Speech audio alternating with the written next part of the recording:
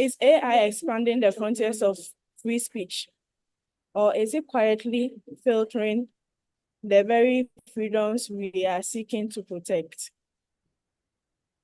When search engines favor popularity over accuracy, when social media feeds bury dissenting voices, when AI tools replicate racial, gender, or political biases, when governments and private actors are increasingly deploying AI for mass surveillance, digital censorship, and content manipulation, we face more than a technical glitch.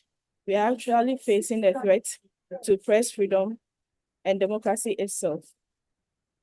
As agenda setters and guardians of the public's conscience, how should AI and technological innovations assist journalists in their work without owning the voice of journalism?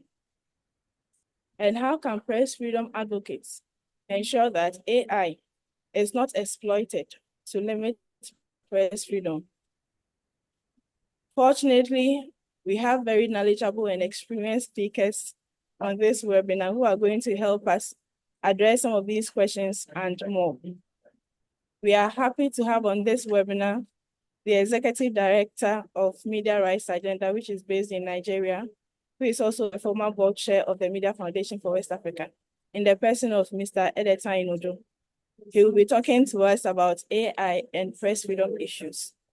Mr. Ojo has vast experience and expertise in press freedom and access to information issues here in West Africa, across the African continent, and indeed at the global level. We also have on this webinar Dr. Theodora Dame Ajintete. Dr. Ajintete will be talking to us about the use of AI in newsrooms in our region and beyond. She is a senior lecturer at the Durban University of Technology in South Africa, and she has lots of knowledge and research evidence when it comes to AI use in newsrooms. We are also fortunate to have with us Mr. Kweku Krobia Asante, who is the program manager for the Media Foundation for West Africa's Independent Journalism Program, which actually covers the Fact Check Ghana project and also the Fourth Estate project. Mr. Asante will be talking to us about AI and issues of mis and disinformation, deepfake, and their implications for trust in the media. He is very passionate about mis and disinformation issues, and he has lots of experience in identifying, countering, and mitigating mis-disinformation and their impact. We are very grateful to all of you, our expert resource persons, for making time to join us this morning for this webinar, which is being held to mark the 2025 World Press Freedom Day, which will fall actually on Saturday, May 3. So on this note, I want to welcome you all once again to this webinar. Looking forward to an exciting session and your engagement throughout. Thank you. And at this point, I hand you over to Daniel. Thank you, Daniel. Thank you so much, Dora, for the wonderful welcome and the insightful background. Indeed, artificial intelligence is no longer a futuristic concept. It's now a newsroom colleague and a fact-checking companion, a digital adversary, and then, if you like, a silent censor. In the words of Nobel laureate Maria Ressa, if you don't have facts, you can't have truth. If you don't have truth, you can't have trust. AI has the power to shape or shatter that delicate equation. So today we'll explore how AI is impacting not just journalism as a profession, but also freedom of expression and democratic participation in West Africa and beyond. We will begin with 3 dynamic presentations from our esteemed speakers, followed by the Q&A session. So let me take this opportunity to remind you once again, that you have every right to share your questions and comments in the Q&A section. To kick off things, Dr. Theodora Dami Ajintete, her presentation, AI in the Newsroom, Tool or Threat, will help us explore how newsrooms are adapting or struggling to leverage AI in their workflows without compromising journalistic ethics. Dr. Theo, the floor is yours. Thank you very much. And thanks very much for this opportunity to discuss an important issue that we are daily confronted with as journalists and as journalism educators. I hope you can see my screen. Yes, very well. Thank you. All right. So thanks once again. And our webinar is AI, Press Freedom, and the Future of Journalism. And the topic I was giving is AI in newsroom, tool or threat. In fact, this is actually my brief by way of the extent of my presentation, how AI is reshaping journalism workflows, the role of AI in curating news and implications for information diversity and public discourse, the ethical implications of AI in newsrooms, and the impact of AI in news consumption, media sustainability, and the future of journalism. I want to start off with this that I pulled from a research done by De Lima, Santos, and Cheron. And they say that the creation, production, distribution of news products and services have been significantly disrupted by technologically driven approaches. So, in their quote, they talk about the fact that the disruptions have given newsrooms the opportunity, while at the same time, it has also brought on certain challenges. But interestingly, they point to the fact that AI can help society address variety of issues, and we know this. Particularly, one of the issues that they interestingly point to is the challenges the news industry faces. And I just want to provide that context. We know that journalism is confronted with media viability issues, that's the economic viability of the media. Our society as well, we know that we have challenges with our own sustainability. So the economic, the social, the environmental sustainability of society. And then we also know, and I think Dora pointed to the misinformation, so the infodemic that we find ourselves in. But it's so basically this points to the fact that AI is useful, even for media or for journalism. And it is useful in ways that even go beyond the production of news. So it's useful in ensuring media viability. Interestingly, we also know that these tech platforms and AI technologies have also taken away some form of revenue, particularly the digital platforms. They've taken away revenues from media organizations. We will get to know how exactly AI can actually aid in generating income for news organizations, and then some of the challenges and how possibly we can overcome these challenges. So I draw on research that I have done. Mainly, I'll be speaking to this research as we go on. But beyond that, I also speak to engagements. I draw from engagements that I've had on different platforms, going for conferences, interacting with news organizations, the media, and then some research that is actually currently ongoing, which is yet to be published. This publication gives us a perspective of AI use in Ghana and South Africa.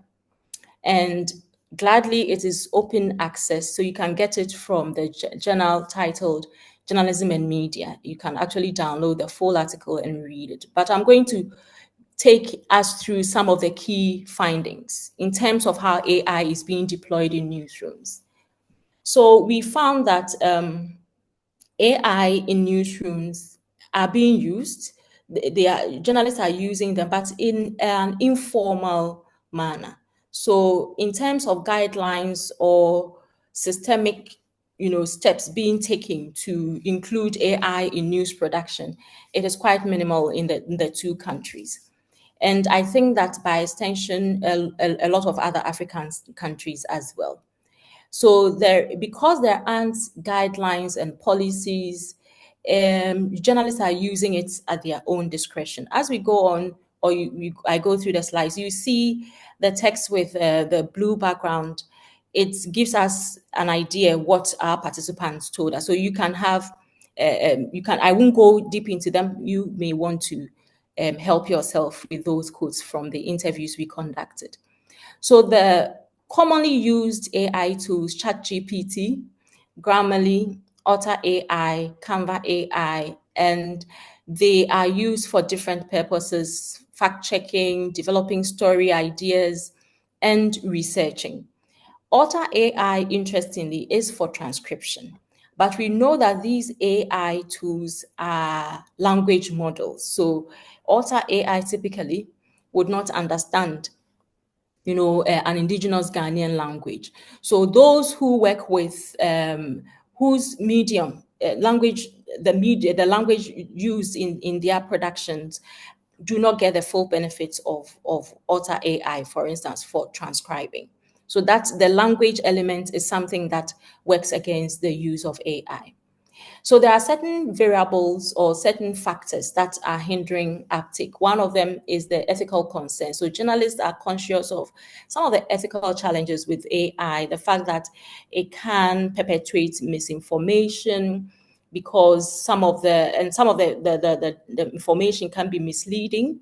There isn't proper context given. So if you just take that information as whole and use it, it becomes problematic.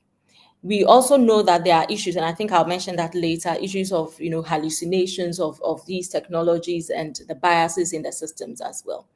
There is also the fear of job displacement, so there isn't an openness to take on these technologies. So if you have a key tool that is likely going to take over your work, then most likely you don't want to use it. So there is that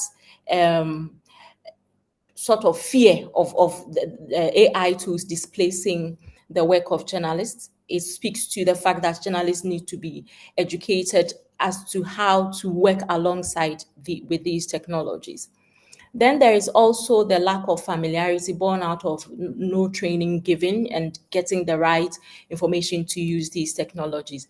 There are also bureaucratic challenges such as the limited resources that newsrooms are faced with. There are certain tools that can automate tasks, routine tasks in particular. This is not accessible because there isn't the resource to procure those tools.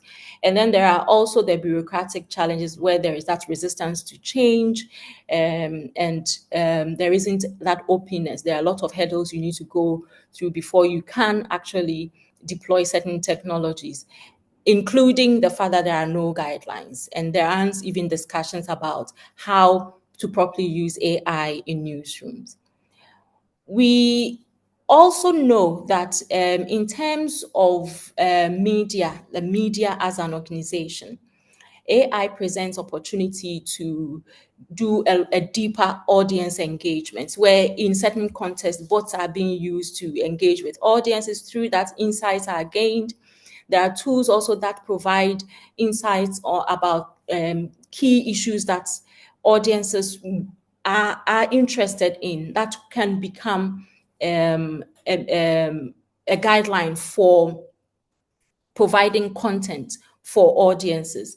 There are tools like the geospatial technologies, the Google Earth, which is open access, the Plan Earth, and so on, that can help journalists tell data, evidence-driven stories, particularly when it comes to our environmental stories that journalists do. And there are also archival websites that archive websites. So there is a website that actually archives websites, or there is a system that archives websites that can help us get into historical data to help us tell the data stories or the data-driven stories that we want to tell. The fact-checking tools that on a daily basis journalists are exposed to, and even audiences are also able to use to fact check stories. This is an opportunity for journalists or media houses to tell factual stories. There are also the use of bots in news production. There is also the benefit that these tools then present to news organizations, the time efficiency, so that journalists can do other things, can spend more time researching, because certain tools can then do the routine things that need to be done in newsrooms.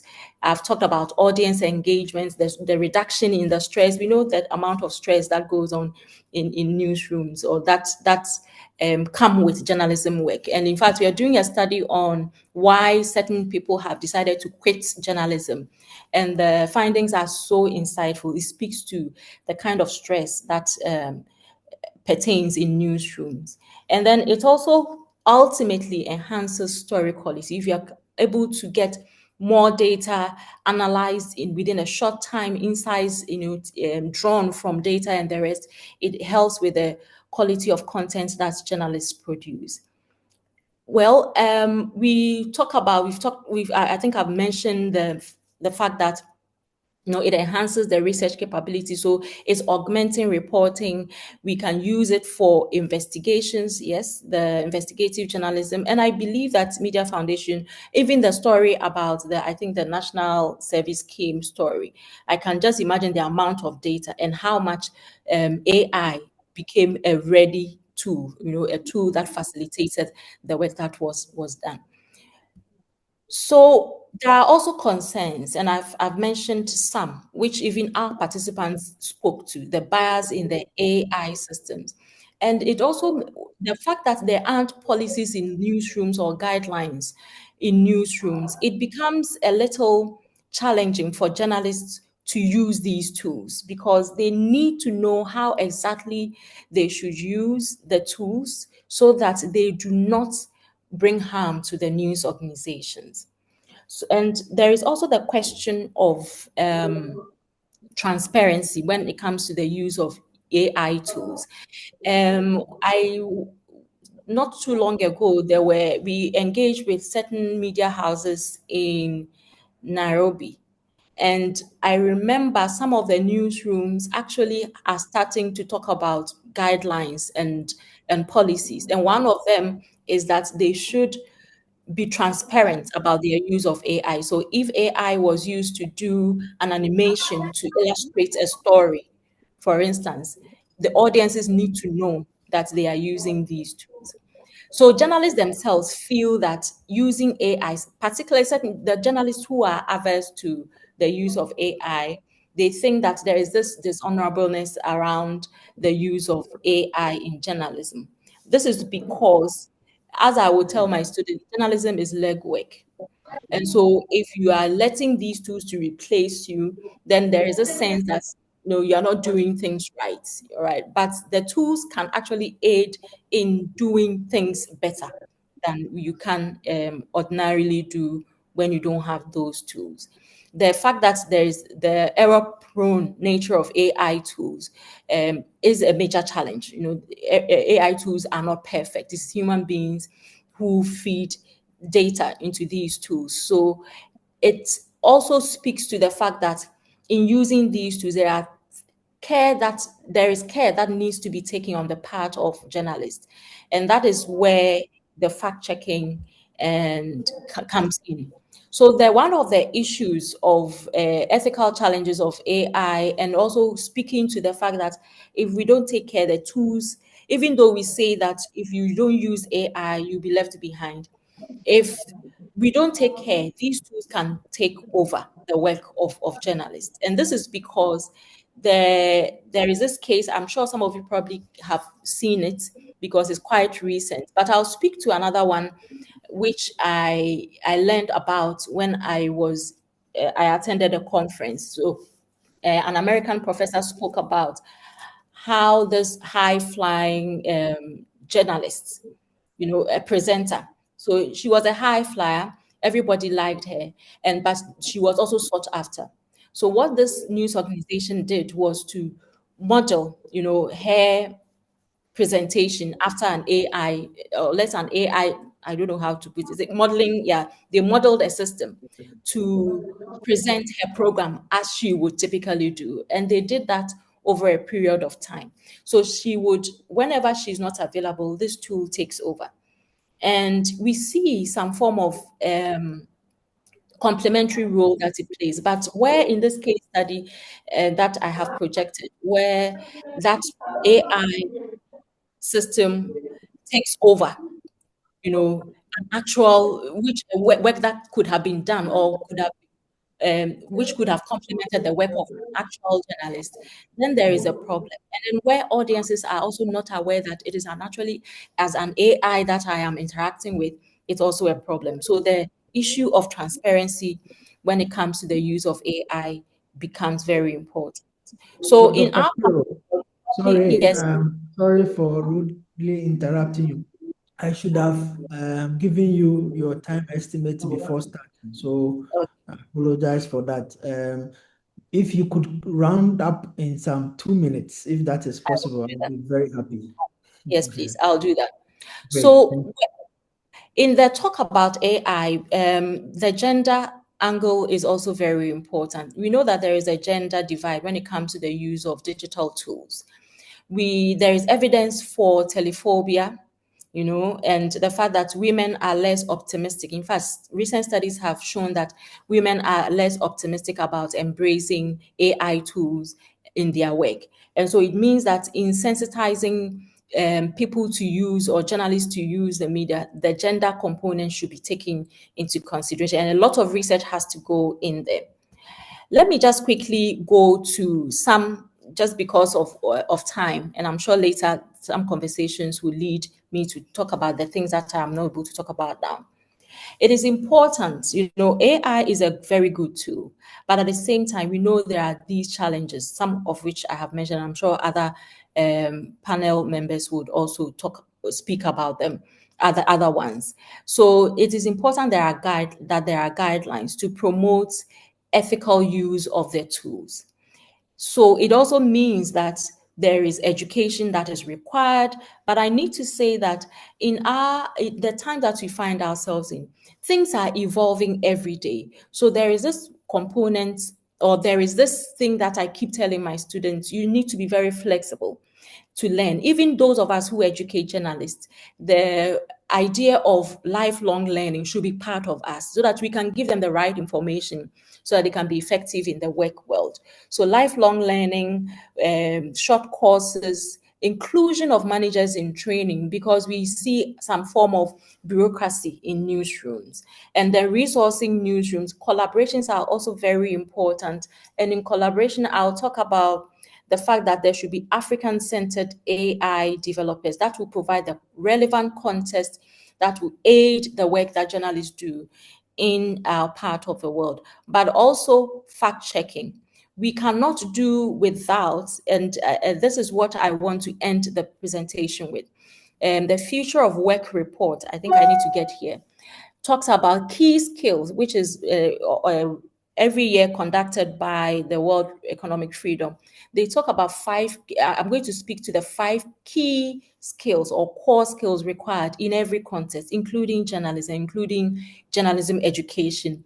So analytical thinking, creative thinking, resilience, and flexibility, which I've spoken to, flexibility to learn new things, motivation, self-awareness, and the curiosity and the lifelong learning that I've spoken about. But I end everything by quoting from the report.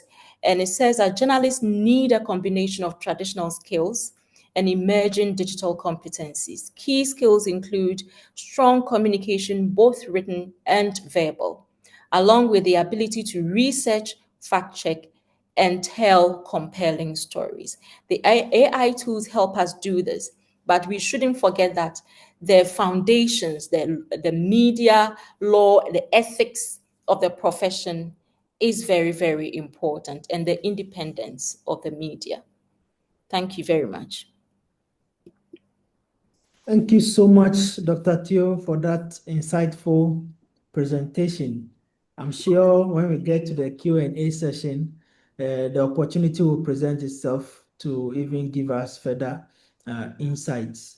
I would reserve my summary in the interest of time. And now we can move to my colleague Kweku, whose presentation focuses on AI and deepfakes, disinformation and trust in the media. So Kweku will take us deep into the urgent question of credibility in an age of synthetic content. Kweku, if you are ready, you have 10 minutes. Over to you. Thank you.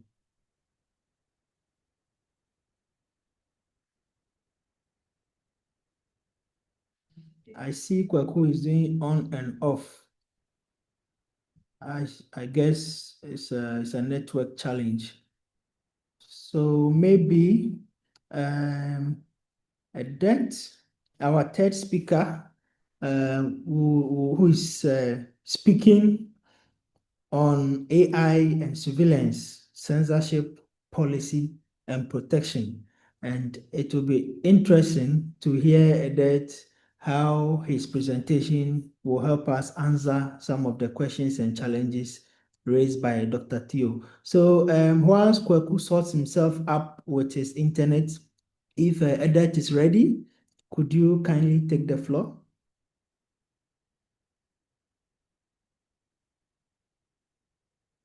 You are on mute, and yeah, great. Thank you very much. I hope you can hear me. Can you hear me? Yes, loud and clear. Okay, thanks a lot. Let me first of all apologize that I am in a conference in Lusaka.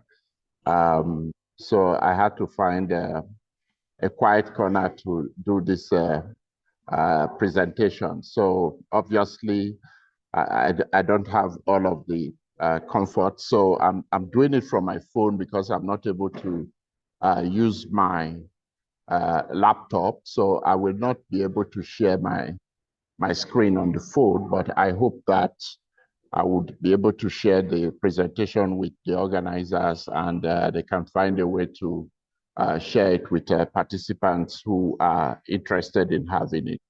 So as my preceding speaker has indicated in her presentation, artificial intelligence is a technology that is really fast evolving, and it's changing and transforming our societies in many different ways.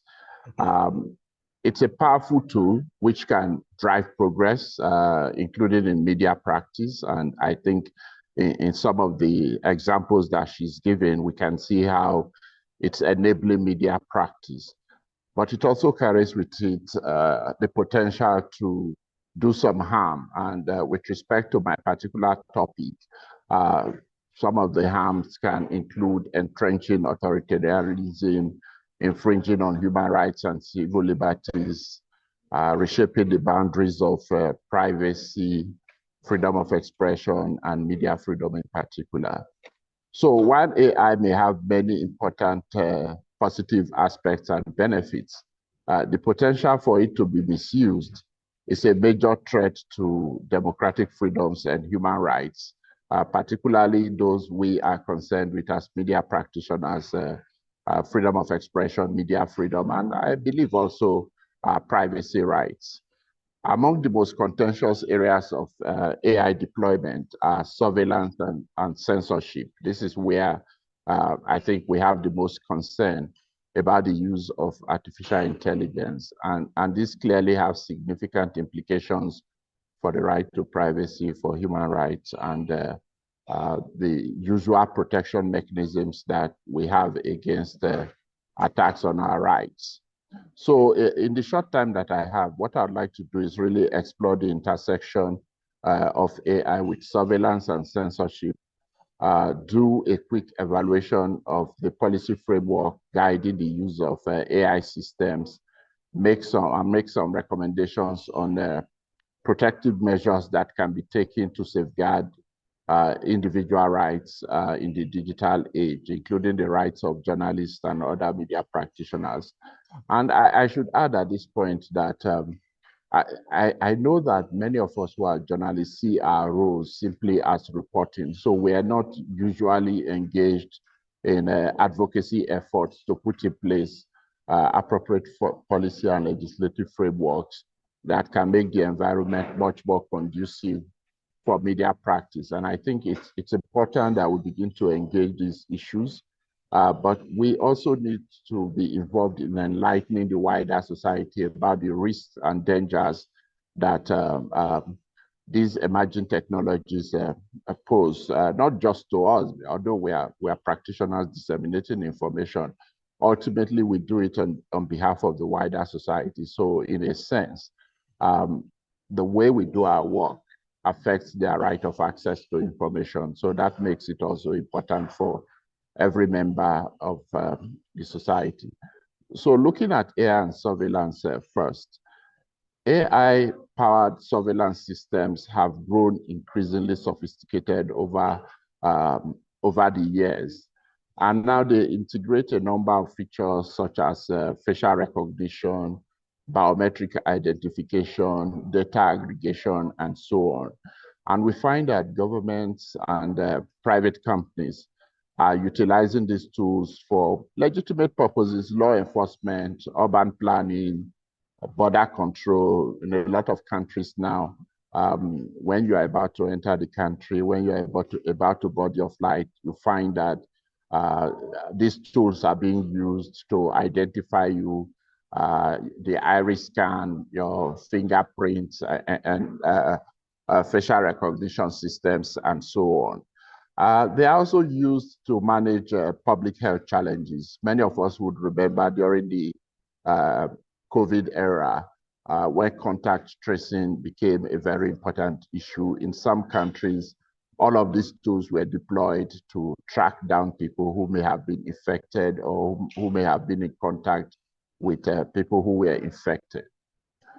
But in the face of the mass collection of personal data, the opaque nature of the algorithms that artificial intelligence uses has made the use of the technology a matter of significant concern, especially for human rights activists, and I believe it should be also for media practitioners.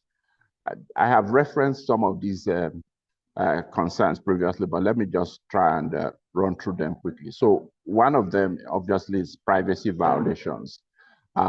You find that there's continuous monitoring of individuals or groups of individuals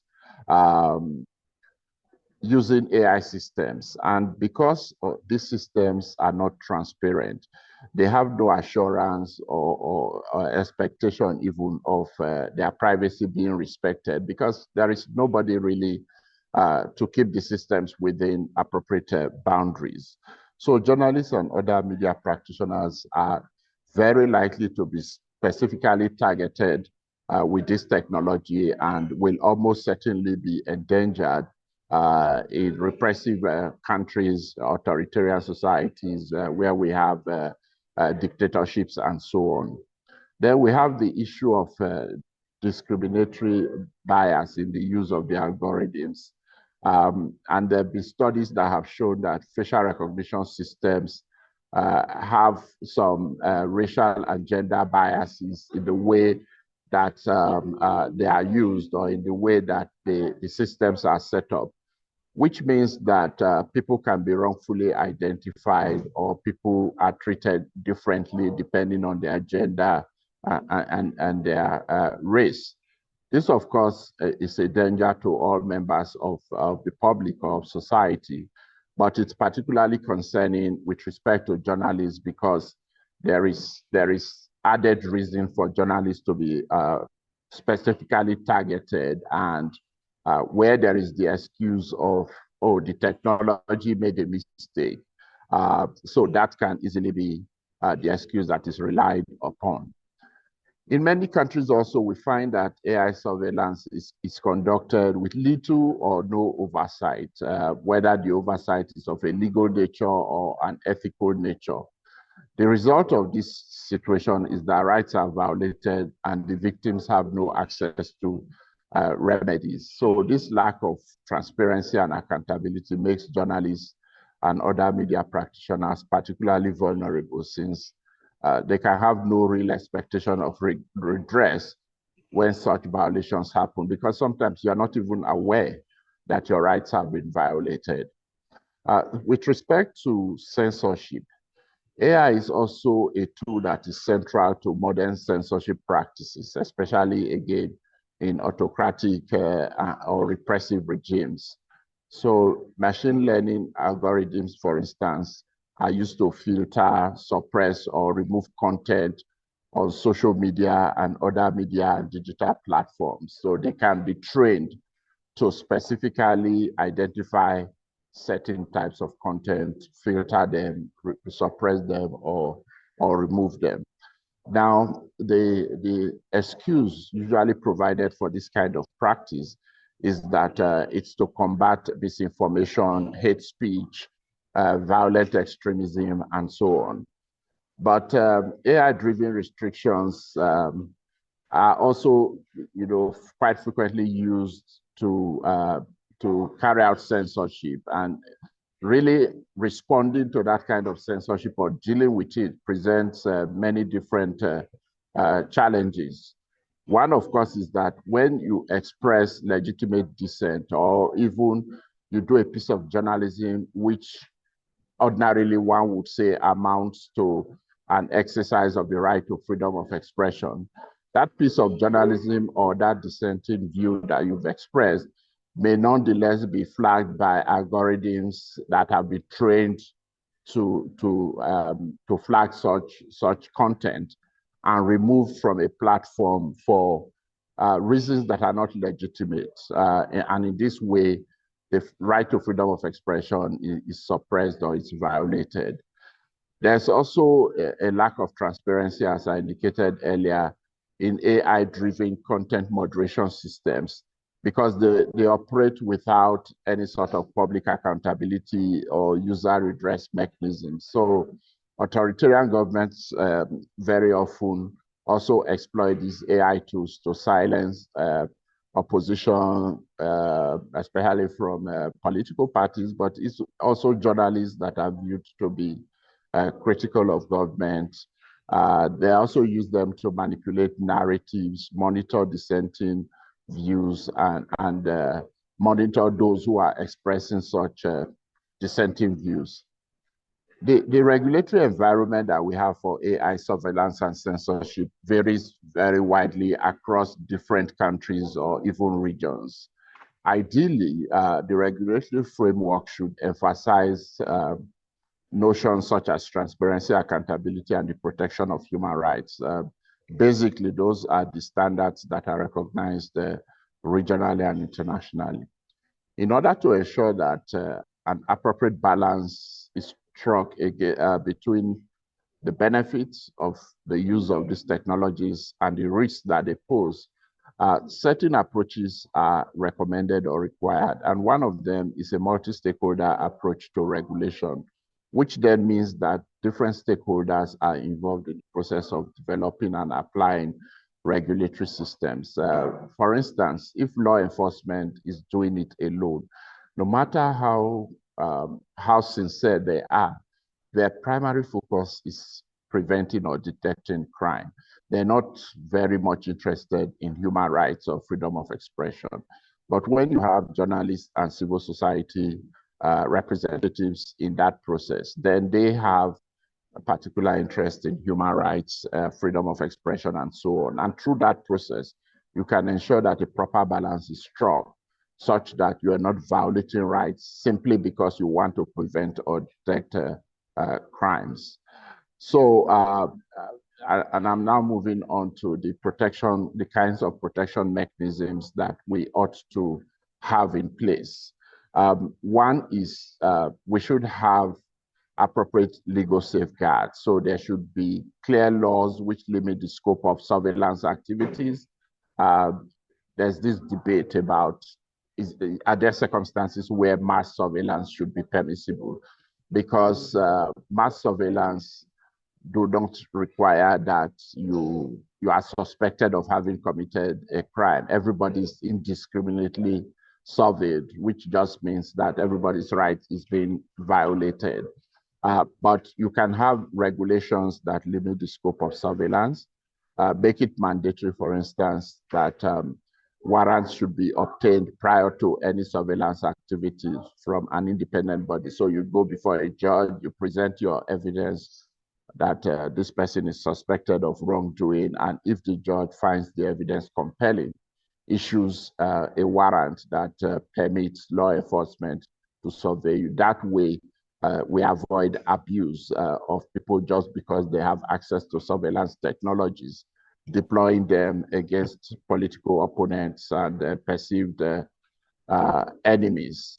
And then, of course, the protection of whistleblowers, because even within the systems, whether it's law enforcement, intelligence, or among government officials, there are people who would notice abuses and misuse of these technologies and blow the whistle and make that information public. But if there's no protection for them, then even when they become aware, they do not agree with the misuse of such technologies, they will be reluctant to make the information public or to come forward. There should also be measures to ensure transparency in the algorithms that are being used. You don't know what the algorithms are looking out for, so they can easily be misused or abused because it's essentially training them to look out for certain things. And if there's no transparency in what they're trained to look out for, then they may just be looking out for content that is critical of government rather than content that has the potential to do harm to society, which is one of the grounds upon which freedom of expression may be limited. And then, of course, the mandatory requirement for disclosure of what you have found when you do surveillance. So if you've monitored my communication or whatever, you should be required to file a report indicating what came out of that surveillance, because sometimes you may come across information that is not relevant to your investigation that potentially could be subsequently misused. And then, of course, there should be also civil society oversight of these processes. And obviously, civil society should include journalists and the media. And then there should be digital literacy programs to educate members of the public about the use of these technologies and the importance of protecting their rights. So in summary and in closing, responsible AI governance, which is anchored on human rights, ethical standards, and democratic values, is simply imperative in this emerging digital environment. And as AI continues to evolve, it's absolutely important that we develop frameworks for accountability in order to ensure that the technology is serving humanity rather than controlling it. It's enabling us to do our job better as media practitioners rather than hindering or undermining the credibility of the work that we do. So I'll leave it there and hopefully be able to respond to any questions that you might have. Thank you very much. Great. Thank you so much for that wonderful presentation, and in particular, the practical recommendations that you shared are very well noted. Kweku has managed to create some magic. He's online. So Kweku, given your circumstance, you may even have to be as fast as you can, so long as we are happy with the internet you have at your current location. Over to you. Daniel, thank you very much. I'll try to be very fast and brief so that at least we could have a conversation around the questions. I'm sorry for the internet challenges. I have traveled, we have traveled out of Ghana, so we're not in a space where we can immediately get something. So somebody's helping me with this one. My brief was to talk about AI and deepfakes and disinformation and trust in the media. And I bet it is one of the very topical issues. Anytime we talk about AI, especially Gen AI, generative AI, people are up in arms on issues on disinformation and deepfake.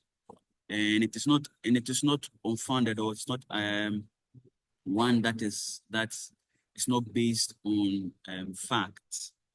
In 2017, and this is perhaps the root of the concept of deepfake, an account on Reddit called himself or herself, because we don't know, deepfake, and it created a pornographic video, and I know Theo talked about the gendered aspect of these conversations. And when it comes to the disinformation aspect, really AI plays a very significant role.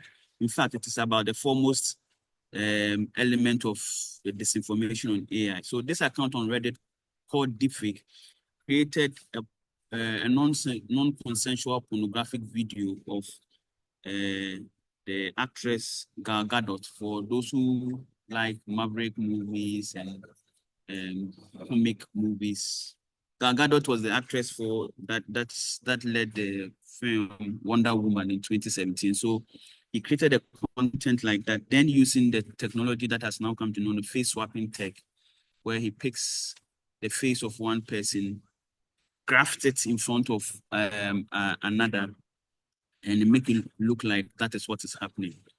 It sets the tone for what will now become deepfake.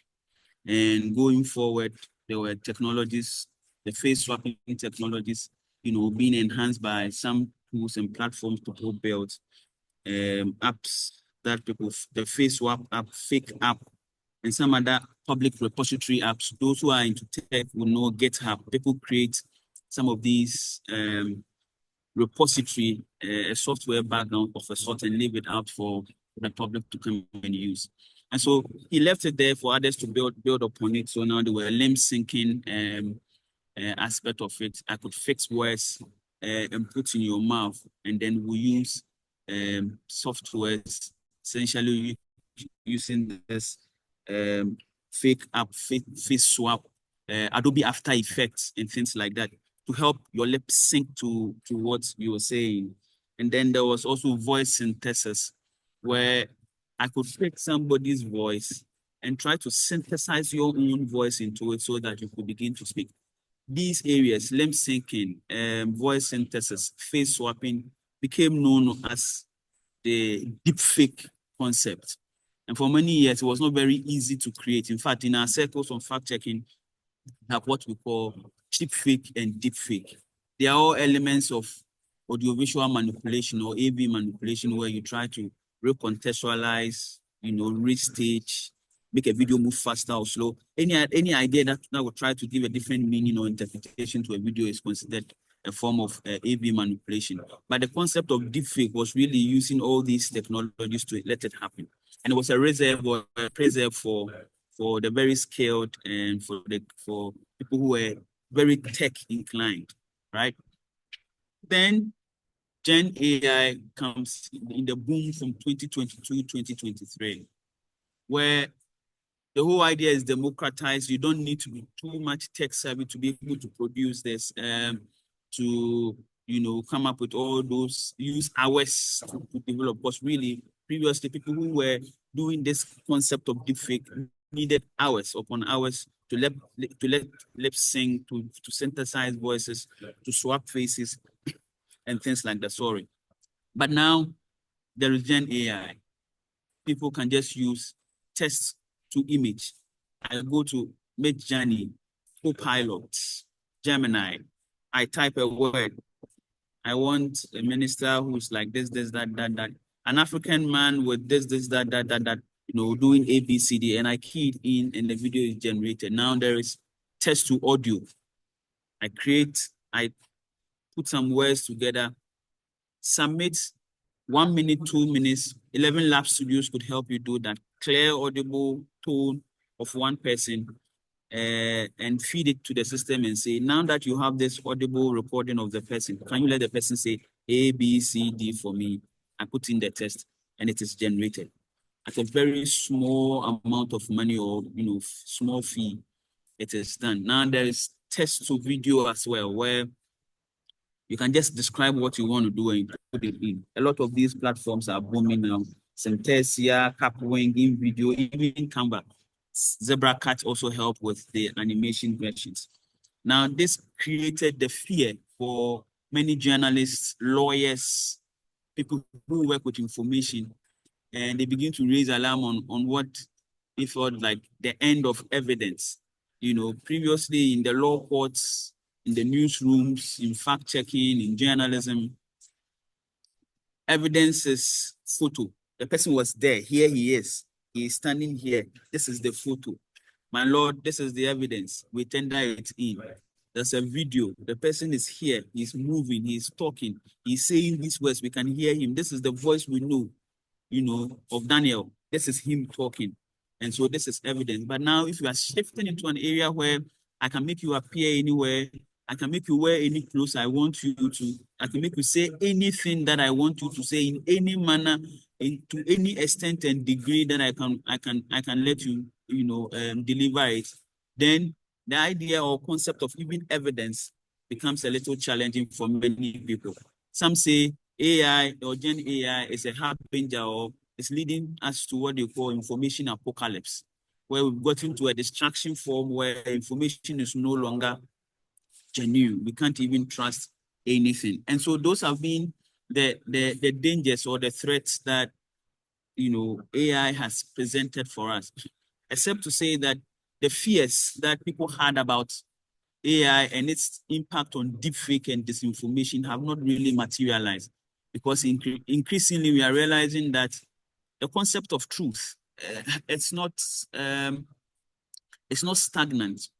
Truth is politically, socially, and culturally determined. So even if you are letting John Mahama, which is the president of Ghana, or Bola Ahmed Tinubu say one thing or another, we know that culturally or politically, he won't say this. You know, he won't make this claim, or he won't dare make this point, because it wouldn't make sense. Which are examples that we saw throughout last year and the elections. And if I have a little time, I will briefly touch on that. The impact of AI on disinformation has been in many diverse ways. Now, it makes us create content in a very fast way. I mean, in both generation and distribution. I just key in some words and I let it go. Create some text, fix it in the voice of Theodora. She's been speaking for 10 minutes. Have clear audio recording of her voice, fixing some words, and let us say it. It's as very easy as it can be. Again, at a cheaper rate. Somewhere 2023, when the NPP held this, and this is Ghana, held this parliamentary primaries, you know, some people went to an Israeli platform that has created just a template of a video. It's a breaking news template of a certain international news media platform, where you see somebody, you know, styled in the way the BBC, CNNs, the ABC News, and all those people present their news. You just go in there, fix your own text, and give a certain image to it, and then the breaking news, the journalist will be reading your words as if it is happening. We had a similar incident where Ghana's deputy ambassador to China was presented as having been busted for money laundering, trafficking issues, and malfeasance and things like that, and was believable in the country. But of course, again, guided by the context and things like that, we could appreciate and say, no, this is not true. Eventually, when we went to it, we realized that it was an Israeli advertising platform set up, you know, where you can pay a little amount of money, $10, $20, you fix your product in, and it can work like that. We are seeing this information be more persuasive now. If you're not very inclined, or if you don't know the context very well, imagine being in Ghana and you see a video from Uganda about Museveni, a video from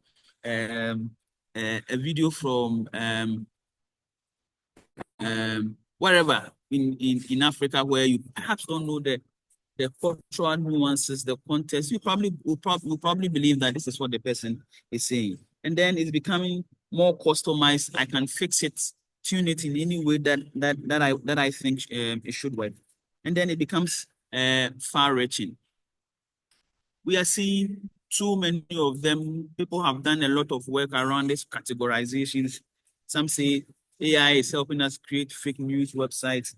generating AI images, of course, deepfakes. And when I say deepfake, it is audio or video, audio visual content, automated social media profiles. So during the elections in Ghana, there were reports indicating that there were bots in operation that were amplifying content from one political party or another, and then the same bot will come into below people's posts, and sometimes, gaslight, raise concerns, comment, and so that they beat the algorithm of these social media platforms. Sorry, and things like that. And so those are other aspects that we are seeing. Essentially, how does this affect the impact, or how does this influence the impact or affect trust in media? In many ways, in our space, there's a term we call the lies dividend, which is to say, in a situation where we cannot trust anything, nothing is believable anymore. If true information is out there and I'm able to create false information in equal manner, disseminate it very well, and it is closer to accuracy or perfect, the masses are confused. We don't know who to trust anymore. And therefore, even when accurate information is put out there, we don't believe it anymore. Journalists will do strong work, investigative work, weeks, months, produce strong work. And somebody will say, why do we believe you when we are seeing a similar bad actors, politicians that do not mean well, and other people in the information space to create a lot of harm, including foreign actors who may have some interest to mislead people. Secondly, the media is suffering from a legacy liability. In the minds of many news consumers or content consumers, the people who produce news are the media, journalists, the professionals. And so very little are able to draw the line between appreciating what social media has become today, appreciating what the AI has become today and how content is being generated, and also try to differentiate it between the mainstream media, the news websites, the radio and TV stations. They consume information, and the next moment you ask them, where did you hear this from? It is these media houses that have been producing the information. And so eventually, when somebody approaches them and say, do you trust the media? What kicks in is that this information that he saw, that AI-generated content that they saw on social media or on some platform, and then they will be categorizing it as a concern about the media. Yes, the media is becoming something else. They are not reporting the truth anymore. There's false information all over social media platforms. But essentially, you go into it, and it is not the mainstream or legacy media doing this, but some groups of people or some other people putting their hands through to do that. Thirdly, even the media sometimes fall corporate into using these AI platforms or falling for the disinformation, produced from Gen AI, and then they will use the information to make stories. Eventually, then they realize that, we made a mistake and withdraw. Increasingly, as you do that, it chips away from the trust, it chips away from the believability that the consumers, have in the media. So that is also on that aspect. A lot of examples that I can share from here over the period, what we have been experiencing across Africa and many other places. Maybe let me start from Slovakia in 2023. Elections are about hours, to go. One candidate is leading the polls. A certain false, an AI-generated audio recording, supposedly between a candidate, one presidential candidate, and a popular news anchor about how he plans to rig the elections. It emerges somewhere around 36 hours or so to the elections. And in contest in Slovakia, as we are told, 48 hours to the elections, nobody is allowed to campaign. Even the media are not allowed to produce so much content about the elections and things like that. So the false information travels in, and it creates a lot of havoc. Same in Pakistan. American is in prison. He couldn't run for the election. Somebody produces a classic text to audio content, synthesizing the voice of American to say people shouldn't vote in the elections, people should stay away and things like that.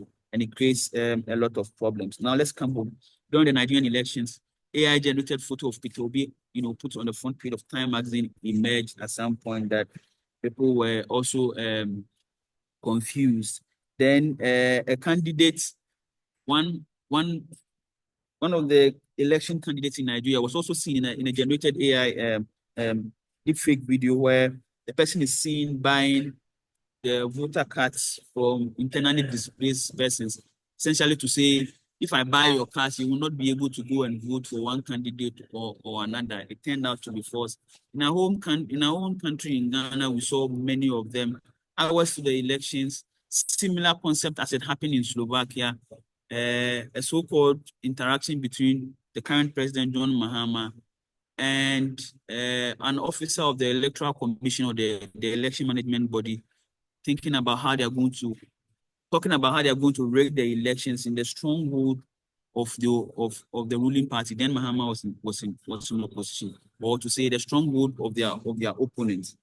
And that also emerged again, a video targeting Dr. Baumia, who was then the vice president, who lost the election, also of him insulting or belittling the intelligence of the stronghold of his party, again, to make him unpopular. And we see many of these examples across the world. As I said, they have the fear of a certain information apocalypse, the fear of a certain end of evidence have not been materialized, but essentially it poses great threats to our democracy, to accuracy, truth, trust in the media, and things like that.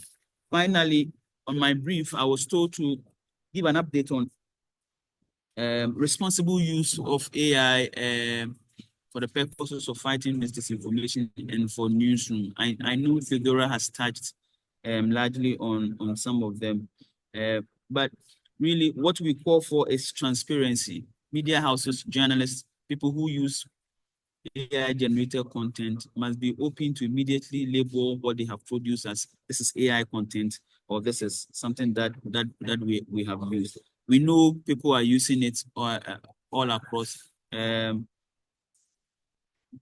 Chat box with facts, monitoring and listening tools generated after AI models. During the elections, we use an AI platform like that from the UK, Full Facts platform. What it does is listen in on conversations on social media. If you point it the right way, to pull claims, practicable claims, categorize them in different areas for you to use. Many media houses are using it for translations, for interpretations, and for summary of news now. News websites, AI platform could summarize the news at the top of it, of their platforms for you to use. People are thinking forward, engaging with the news, talking to the news, AI platforms, and helping people to engage with news content, helping people to, talk to it, let it, respond to you, reading the news to you. People are thinking of creating short videos, TikTok videos from news content. So you write the news, the AI platforms, of course, model after the text to video style, will just look at the content and generate a certain video to sort of visualize what is happening in there. And finally, something I spoke with a colleague whilst in Perugia a few weeks ago for the International Journalism Festival. And I was asking them how they are using AI in their newsroom. And he told me they have created a digital twin of their audience. Essentially, they did some mapping of their audience to know the categorization, where they all belong. The geek person, the politically inclined person, the young adolescent who is more skewed towards social media updates and things like that. And they created a twin of all of them, bots in their newsroom. So when they produce their content, they feed the content with these twins of their audience to say, what do you make of this? Then the politically inclined person will say, you are biased. Your news is too skewed towards this party or that party. The social media savvy young person will say, no, this is not bougie at all. This is too tasty. Let make it a little lively. Then the third person will say, no, this is that, this is that. Essentially, they use it as some form of feedback to improve on their content so that they can finally put it out and meet their audience. The new phase is engaging audience and how they use making news consumption easier for consumers. And so now you realize that no longer do you go to ChatGPT as a place to engage, but now Twitter is integrating Grok, DeepSeek, onto their platform. Facebook, Meta has this Llama on its platform. Even WhatsApp is also integrating the platforms on. You no longer go to ChatGPT to look for them. It is right there. And even the phones are using what we call intelligent agents, where they are also bringing in their own AI integrated in the phone so that they could. It all has its implications for news consumption, visibility. My final point, look, you go to Google right now, you are searching for information. A lot of us who run online newspapers work with referrals, right? Google will pull a link, somebody will click on it, and then it will bring them to your news platform. But increasingly now, Google AI now summarizes what they need and put it right on their platform, which means that you are being denied referral, you are being denied visibility. If you use AdSense, it means that your means of financial sustainability or some source of income is being cut away. And all these have implications for media trust or press freedom, because media sustainability is really tied to the concept of freedom of the media. Daniel, thank you. I don't Thank you, Gogo. I know once you saw my Let's video get on, you questions. knew it was time. And thank you for the summary. So another big thank you to all our speakers for the wonderful and insightful presentation. And for me, the recommendations we've had from the first speaker to the last speaker have been very insightful and very practical. We are grateful for that. I see we have some questions, but before we go to the questions, it's interesting to note that when we had about 129 participants, I just skimmed through quickly and I saw as many as 21 robots who have joined this meeting to take notes for their whoever sent them. Anyway, so Dr. Theo, there is a question for you. Edward is asking, how can artificial intelligence be leveraged by media houses to enhance revenue generation and create sustainable income streams, especially on the back of work who ended?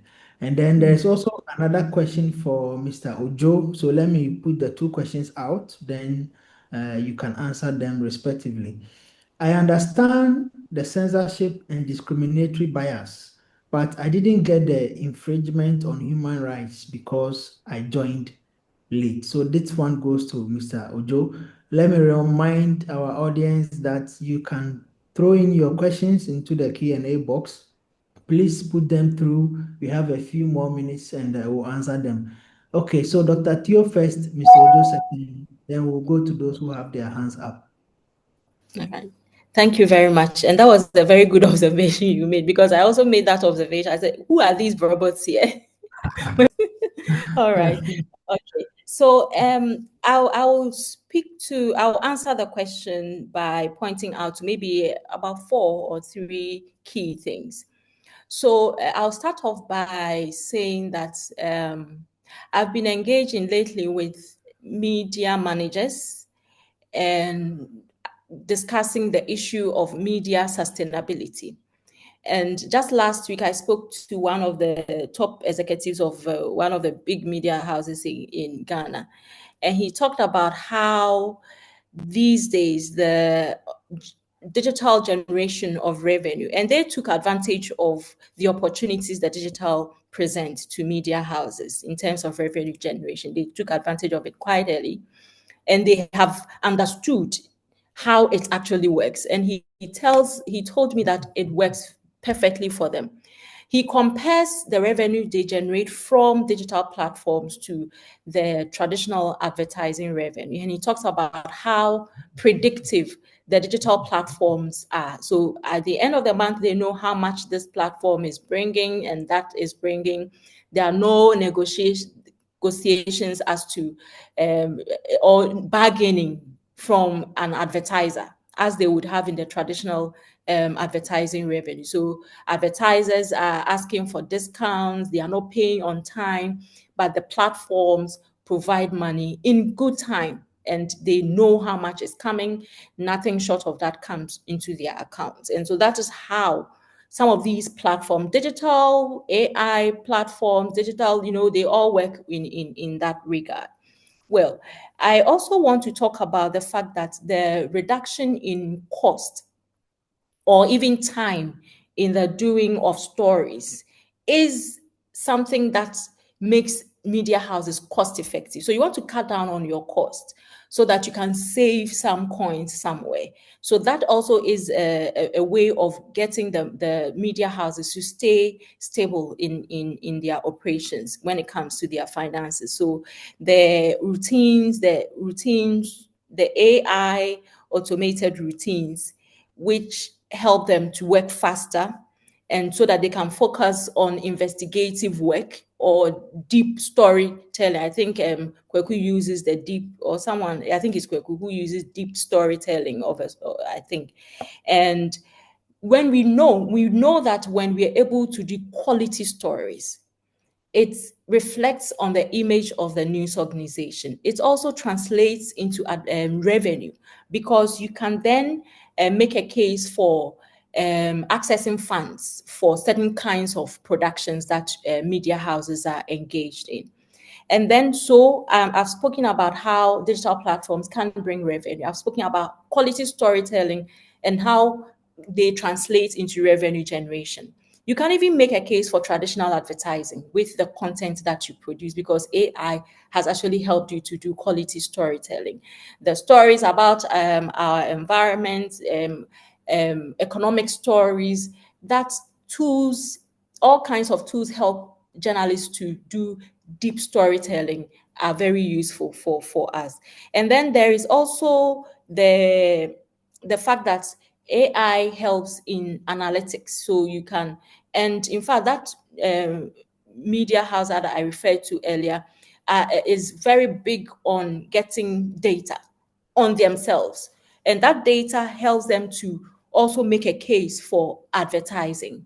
So the AI would help us or would help media houses to do the user analytics and allows media houses to adopt all kinds of mechanisms, including subscriptions. So with the right data, you know what kind of content would likely be subscribed to with a little amount of money, accompanying it and all of that. I also want to say, while talking about it, is that, these tools also widen the gap. I've talked about the gender one, but there is also the gap in local journalism, particularly, let's say, how do we call them? Community media. Community media houses do not have the kind of infrastructure and resources that commercial media, for instance, has. So while you are big media houses may be investing in these tools and it's helping them to do their work, let's also note that it is widening the gap between those with good resources or adequate resources and those who do not. So that is a question that we need to find answers to, or is an issue that we need to find answers to. So how do we then support rural media or community media to also take advantage of these tools? That is something I think is subject for another day. That's where I ended. Great. Thank you so much, Dr. Theo. Mr. Ojo, if you are ready.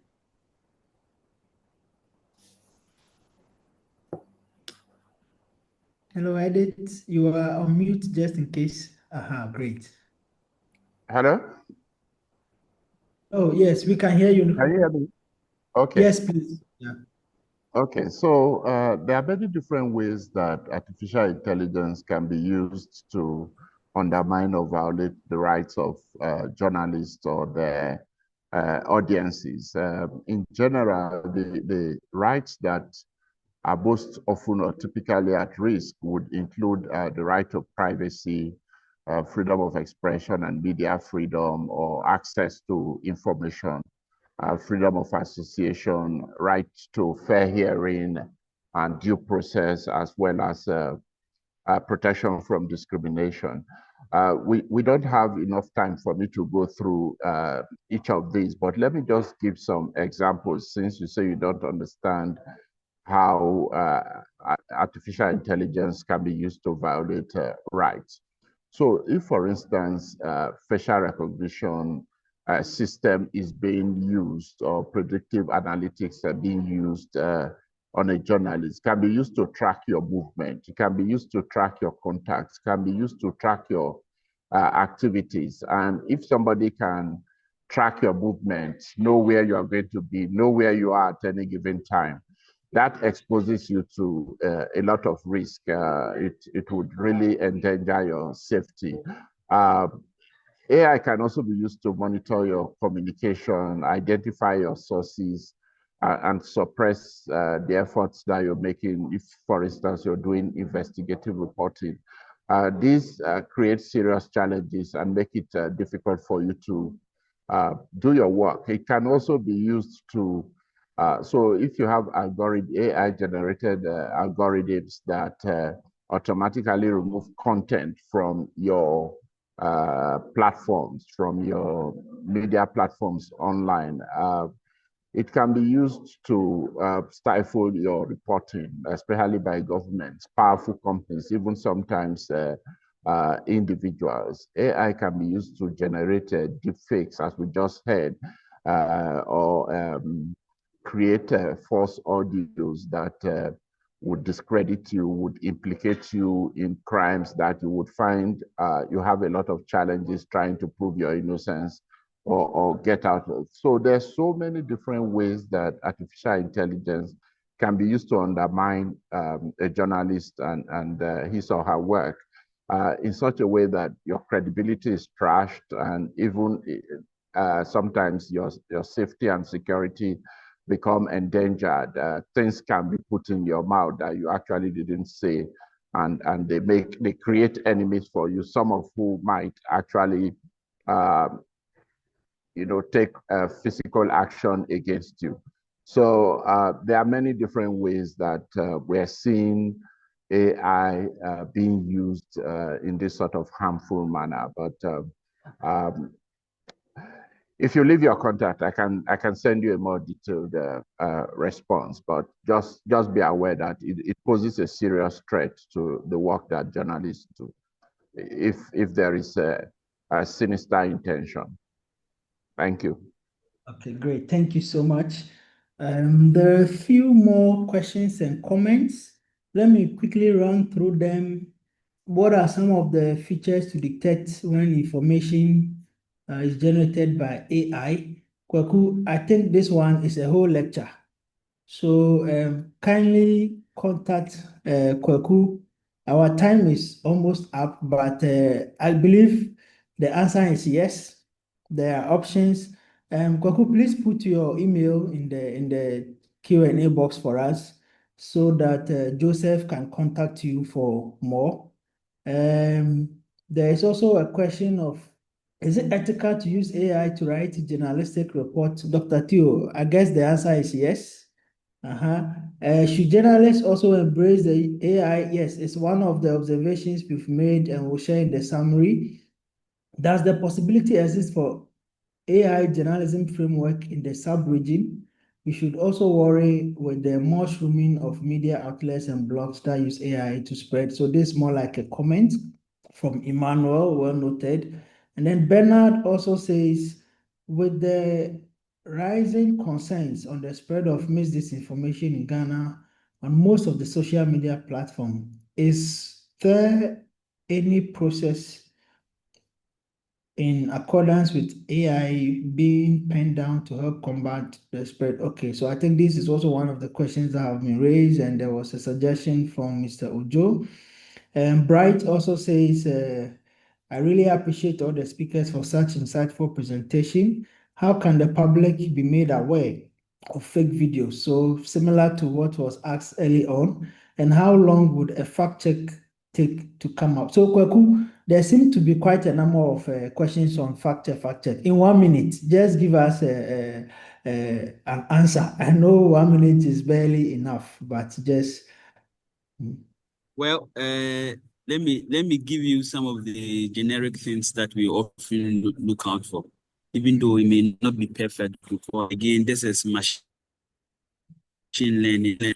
Some of the tools that we have used previously, now you faked something in, and it has gone beyond it because the tool was built on a certain data set, and now new data set has come and things are changing. But generally, pay attention to look. There are still imperfections with the lip syncing issues, right? So pay attention to the scalarization, in coordination with the lips, lip syncing. Pay attention to glitches in the face. As I speak, anytime I have to do something, I have to blink, I will, change my facial expressions at some point. Pay attention to that. Thirdly, pay attention to the synthesization of the voice. Sometimes the quality of sound is still not perfect that much. If you know the voice of a popular person and they're trying to hone their voice, just pay attention. You will just feel the synthesizing. The sound is not really clear and very audible. You can find that. And generally also pay attention to backgrounds of AI videos and photos.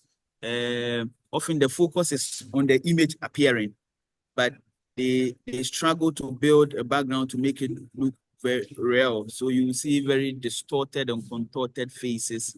Limbs are not up to the 10 figures and things that we find. But top of all of them, like I did say, truth is socially, politically, and culturally determined.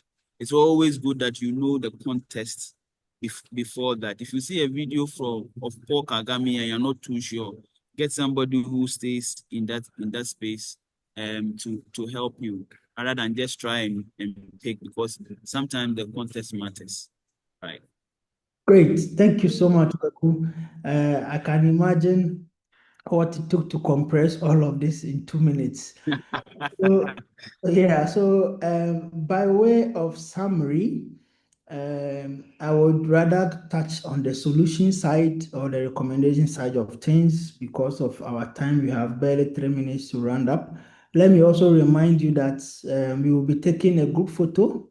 So if you wouldn't mind, maybe we should do that now. Just turn your camera to the extent that it is possible, those on the panel, and for our colleagues on the other side.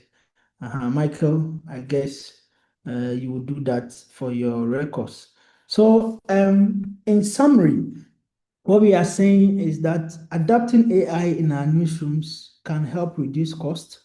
It can help enhance the quality of stories we generate, and also help us to develop insights that can inform decision making, and for the key issue of funding, also raise revenue. But how do we do this? Education is key. So we must also think of embedding AI training in both the formal and non-formal trainings and education.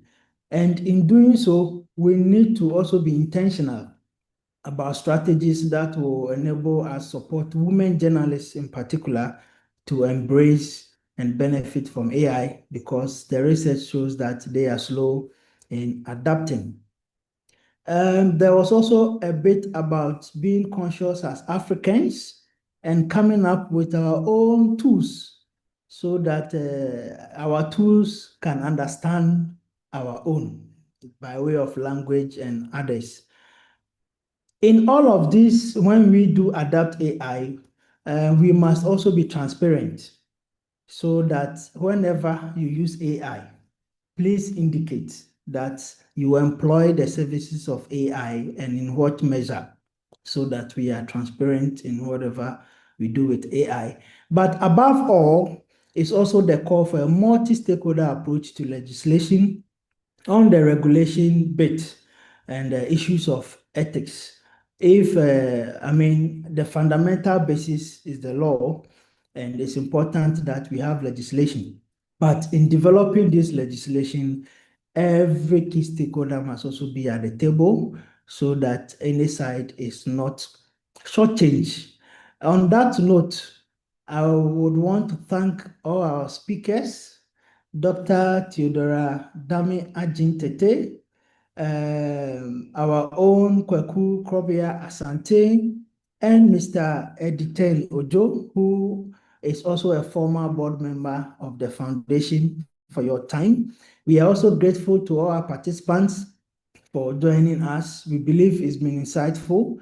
We will continue having the conversation online and offline, and as and when we meet again. Thank you all so much, and have a wonderful day. Bye-bye. Bye. Thank you very much. Thank you.